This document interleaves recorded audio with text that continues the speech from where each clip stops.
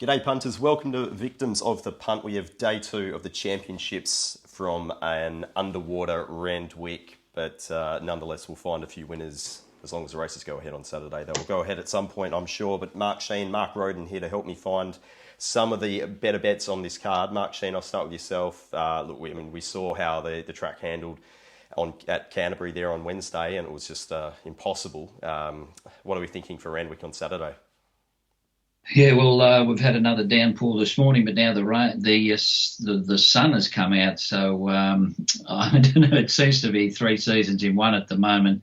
So just fingers crossed that we keep getting a break. And they've inspected the track this morning. Apparently safe to race. So even if they were considering switching to Newcastle, it was belting down there last night. Just watching the football, so probably wouldn't have been a great deal better there either.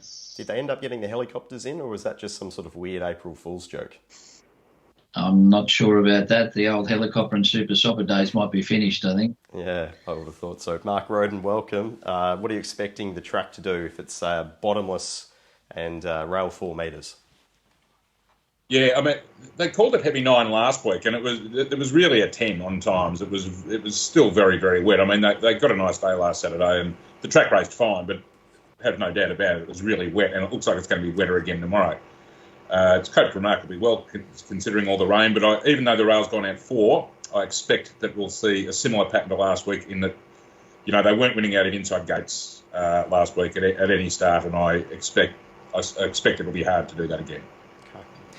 We are going to preview races 5 through 9, so it's the 4 Group 1s, but we'll start with the Arrowfield, which is race 5, the Group 2 over 1,200 metres. The market has in the Congo as the $2.90 favourite from Mazu, best available $4, Ponele $4.20, and then $15 for Bacchanalia and Generation.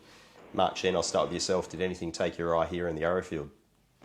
Look, I like him the Congo. I'm not sure about the price now, getting in a bit skinny. I did like him at the better odds earlier in the week. I thought the 3 odds were harshly handicapped in that Galaxy with 56. He'd probably earned it, I suppose, winning a Golden Rose, but, it was a big weight for a 3-year-old in a Galaxy. Overpass has come out of that race, and he's run okay in the TJ Smith last week, finishing alongside Paul Laley, who does look a main danger here. Look, I think Mizzou's probably up against it a little bit. I know we've been on his back his last couple of starts, but just looking at the horses he's beaten and the runs that he's got, he may have got all favoured his last couple of starts, even though he's paraded beautifully and much better than last preparation. But I think this might be another level that he's got to go to. But Barrier 9 might actually be a blessing in disguise. Depends on what Mautai does here.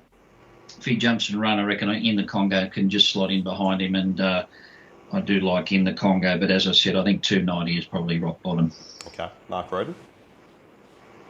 Yeah, I've been a bit asleep at the wheel myself here as well. I thought he was a great bet at around 370, 380, which is the first final field price. I think he was even bigger than that all in. I've got him about $3, so 280. I can't back him at 280. He's just kept shortening. He was 360 odd yesterday. He's 310 this morning. Now he's shortened again in the last hour or so. He's the one they want, and it's easy to see why. It's a great run in the Galaxy, and under these weight conditions, he looks really well placed. I think Mazu is the danger because he's a real proven wet tracker and great racing style. Will be in the front half of the field, not leading. And I think Gate 9's good for him. I think he'll get to the middle of the track. I think he'll get his chance again. I've got to have in the Congo ahead of him though. And Paul Ely, he's the other obvious chance in the race. I've got a bit of a gap to the rest, to be honest, but the market doesn't see it very differently, unfortunately. Interesting there with Paul Laley, Mark, with the quick backup. He's a horse who in the past has seemed to race better on the fresh side, but and they're backing him up a week after the TJ. I suppose in theory, having a run against the older horses 7 days prior on a track this wet is good fitness-wise, but whether it suits this particular animal remains to be seen. Let's have a look at the Oaks, race 6 over 2,400 metres, the Group 1. Gypsy Goddess is the current market elect only, just narrowly though, $4.20 from Honey Creeper at $4.40. Hinged is $4.60, Pink Ivory is $6.50, and then everything else is well into double figures, starting with Biscayne Bay, El Patroness and La Ville around that $17, $18 mark. Mark Shean, did you find anything here in the Oaks? Look, I think the best lead-up run is the Vinery, which was run at Newcastle, but it was a very slowly run race, and I think that Gypsy Goddess and Pink Ivory were disadvantaged greatly by a very slowly run race and a sprint home only. So I'm going their way in the race. Pink Ivory, I think, was disadvantaged by that race being shortened from 2,000 to 1,850. I think she gets her chance stepping out to 2,400 metres. She won at Newcastle on a heavy track prior to that last run. McDonald in the saddle, she looks like she'll run the trip right out to me, as does Gypsy Goddess. So I think they were beaten soundly in that race, but the tempo was just hopelessly against them, in my opinion. Hinged is going to get a great run again. Not sure if she'll run the trip. And Honey Creeper, look, she was beaten in the Tassie Oaks. I know she looked impressive the other day, but Fairdingham, they were midweekers that she beat. And I think at the price, she's short enough now. Okay. Mark Rhoden, did you have any angle here? Yeah, I have an opinion, but it's not a strong one. Gee, Honey Creeper is really the one they backed, isn't it? I thought she'd get a hell of a long way back, as well as being up in class. Look, I mean, as always in Oakses and quite often Derbies too, there's a lot of rubbish in this race, and she'll be back with some, roadblocks from 15. I assume they go straight back again. So she's going to have her work cut out. I said I did like her last 100 last week, but I mean, she's equal favourite. That's too short for me. I lean Gypsy Goddess. Yeah, look, the way the race panned out, she was given no chance at Newcastle. She's got a very soft win in the distance range over 2,200 in Brisbane around Christmas time. Obviously, they would have earmarked this race from that time onward. And I think she deserves to be favourite. And I think $4.20 is okay. It's not a screaming bet. It's a little value bet, though, I think, Gypsy Goddess. The one thing that did concern me is she wasn't actually taking ground off Hinged and Fangirl in the last 50 metres or 100. To be completely bullish on her, I would have liked to see her running through the line a bit better than she did. But that said, the tempo was completely against her. I'm fairly confident she'll run the trip out, whereas I think that's a big question mark on Hinged, who's very similar odds to her. So, look, I think from 11 they'll be a bit more proactive. They won't be just going straight back. And I think Pike will just try and get in midfield somewhere, which should be possible. And like I said earlier, I think a mid-wide gate is probably ideal, the way the track's going to play tomorrow. And I agree with Mark and the market that Pink Ivory is very much the other live chance in the race. As 2,400 metre horses go, I think Gypsy Goddess and Pink Ivory are the two I would lean to, yeah. Okay.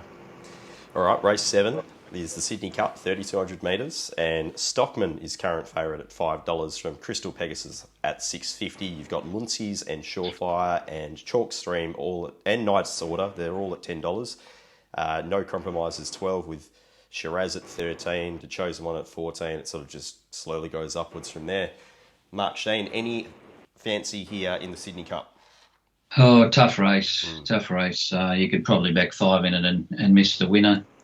Look, Stockman's a very good wet tracker. He had 7 runs in the heavy for 4 wins, 2 seconds, and the only unplaced was a last at Weight for Age over a mile, which wouldn't have suited him. So he didn't finish all that far behind Very Elegant and Douay and think it over in Montefilia. So, look, he's got the credentials for the wet. I think No Compromise did a great job the other day, was ridden out of his comfort zone, and he'll handle the wet. Look, I would have emptied on this Surefire if the track hadn't been a complete bog. I know he won on the heavy 2 starts ago, but he's a big, heavy-looking fast-net rock, and I think he'd be better on a drier surface, but I think he's had a great preparation, and just looking at his runs overseas, he looked very dour, so I think the 3,200 is going to suit him. So I've got it down to those 3. I'm definitely going to back Stockman and definitely going to have something on those other 2 as well at double-figure odds. But again, I mightn't even back a place getter there. Mark Rhoden, what are you thinking? Yeah, it's that sort of race. The betting suggests it too. Yeah, I undernailed about Surefire myself. I ended up saying no. I mean, it was about $14 yesterday too, and I'm not backing it now. I just thought, well, look, this is one that certainly has another level in it. Just whether it's going to do it under these conditions and with this jockey on, just put the brakes on a little bit for me. It could come out, and I mean, you could say this about a lot of them, it could come out and win without surprising at all, but I've decided to go round it. I think Knight's Order's going really well, just keeps leading and fighting on really well. I mean, I imagine something gets past him again in the last 100, but $10 I could spec him. Stockman the obvious, but I think 4-1 in a field this size is no great spoil.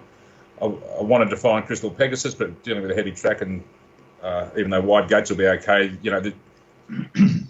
this sort of starts out of the chute, and you're going to have to find a spot early from gate 18. That's not going to be any easy task for Jamie Carr. Chalk Stream had a wide trip in the same race as Surefire and No Compromise last start. That was a good run. Can't take anything really away from No Compromise either. Yeah, we could be here all day. No clear opinion. Stockman's actually my top pick, but closer to 650. And I think Knight's Order's a little bit of value, but it won't be a high spend race, that's for sure. For sure. Okay.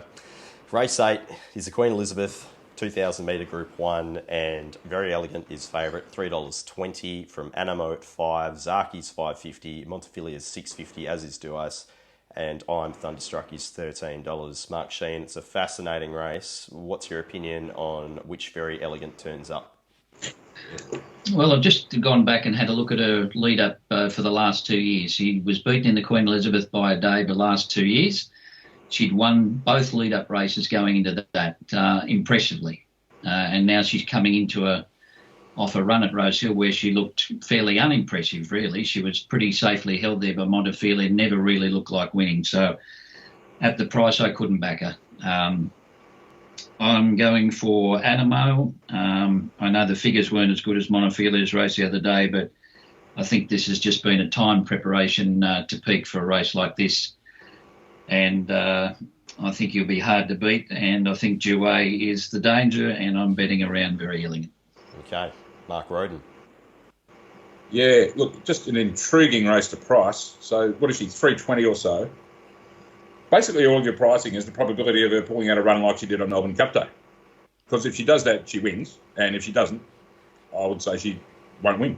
It's one or the other. Now, the market's saying somewhere around a 30% chance of that happening. I'd say it's about half that. To be honest, I've marked $7, but I don't know. I mean, every race you try to price, you're trying to assess uncertainty. You don't have access to all the factors in any case, but this one is more tricky than most. I think Chris Waller said he suspected she's ready to go to another level, and he'd know better than most. Maybe she's been working well. I don't know. But I look, just as a betting, event, I've got to say no. And just if she wins, she wins. You've just got to cop that on the chin. She's certainly good enough to, but I'm around her. I'm with Animo. Again, the figures weren't there last start. We said this in the review show after that Rosehill Guineas win, but it was certainly the win of a horse that had another level in him. Yeah. For sure. He's got a great pace of performances. He's, been beaten a lip in a Cox Plate and protested unsuccessfully. He's won the Guineas by 4. I mean, he's got all the credentials to say he can do a figure that's going to win a race like this and win it pretty comfortably, especially with a little weight pull for the 3-year-old. I'm with him. I don't know if G-Race wants heavy 11. That's my knock on her, if I had one. So the one I'm saving on is Montefiore, who I think is just a great wet tracker. Taking things at face value, Very Elegant ran up to beat her last start, and Montefiore just brained it. Absolutely killed it. So, one's 320 and one's 650 or something. So that's an easy saver for me to have. But it's been a big drifter, but I'm pretty keen on Animo at the price. I think he's a good bet at 550. It's a fascinating race. I can't wait to see what the market does with it late. I think that's going to be half the fun of watching that race unfold. It's just they could probably go 2 or 3 different ways. As you said, I've got Montefiore clearly as a bet because she even posted that figure, same track and distance last preparation, which I actually better than last start. So it's you sort of give her a little bonus there. But look, I wouldn't be surprised if the market really crushed Animo or Very Elegant, and then you're just sitting there with your tickets and just hoping that they're not right. We'll wait and see. Speaking of fascinating, race 9 is the Queen of the Turf, the Group 1 over the mile, and Colette is favourite at $3.90 from Ice Bath at $5.50. Yonsei is 7, Fangirl 11, Lighthouse and Promise of Success around that $13, $14 mark, and then out to Anna Visto at 19. Mark Shean, I'll start with yourself. Oh, the old girlfriend's back in the good books, Ice Bath. Good run last week. Probably raced a bit closer than I thought, and she may not get a similar run here from barrier number 15, depending on how the track plays, but that might be a blessing in disguise where she's drawn if she can just sit back and swoop. She's got a great record at the Randwick Mile. She won one day there on a heavy track by as far as you can kick your hat, and Run second in a Doncaster, should have won an Epsom, third in a Doncaster. So it does seem to be a track and distance that she does like. So she'll get conditions to suit. Good to see her back on track, because a couple of runs have been a bit disappointing, but that was a much better run last week. And I think she'll handle the backup okay. Colette, obviously, is a very good wet tracker as well, but getting in a little bit skinny now, price-wise. I don't know where you look away from that. So I'm backing Ice Bath in race 9. Mark Rhoden? Colette and Ice Bath is the market suggests. And now I was originally going to say no bet here, but they're starting to separate a bit in price, these two. $6 in places Ice Bath, which is backable, I think, now. I was on her last week. She ran as well as she could, and if she goes up to that level, she's right in this as well. Colette, obviously, the one to beat. Look, Yoncé's $6. If they're not winning out of gate 1, it could run 20s, to be quite honest with you. I think it's taking up far too much percentage. The one I might save on is an old mate of Mark's, actually, Promise of Success. Now, I know she's won in a blanket finish in weaker grade up at Newcastle, but I like the way she attacks the line. If she's drawn... She's drawn 4. I prefer her drawn 14, to be honest, because that's her racing style, kept down the middle. But she's got Hugh Bowman. I'm sure he'll be aware of what the pattern's like, and I think she's worth a small save at good odds, $13 plus. Should be a saver only, with the main bet on Ice Bath at around $6. All right, that brings us to the end of the preview. I'll get your best plays on the Great Card, Day 2 of the Championships. Mark Shean, I'll start with yourself. Yeah, look, I think it's a tricky day. We're not sure how the track's going to play, but we're assuming that, they're going to sweep from the back. Look, I thought Wonder Bar had a chance in the last here. I know she is coming back in distance, but these bog conditions really play into her hands, even though she has drawn in a little bit close there in barrier number 3. But I think just at the price at the moment, if we're going to end up with a 10 to 12 heavy track, I think she's worth a play on an each-way basis, but hoping that she can get away from the inside there in the last tricky day. All right, Mark Rhoden, your best. Mine's in the same race. It's number 8, Emanate. Brilliant winner, track distance on wet last start. I think she's the one to beat in that race. I thought, I take Mark's point about Wonder Bar. The inside gate put me off. Nothing won inside gate 3 last week. Inside gate 4, sorry. So I was just a little bit against her because of that factor. I think it's the reason I want to bet in the race is I think Bellucci Babe is too short. Look, it ran well in the TJ Smith, but it was closing off. They were entitled to. The leaders were. Nature Strip and Eduardo ran slow last 200s, so that might have been a bit misleading to the eye. She's a good horse. She's a good wet tracker. She's in the race, but she's not a 5 to 2 chance in this field. For mine, therefore, Emanate, a good bet for me at around 550. She was bigger than that previously too. Okay, wonderful. Thank you very much to you both. We'll join Rob Scurry on Monday to review the meeting from Randwick. But until then, guys, go well. Enjoy the weekend. Thank you. Thanks, mate.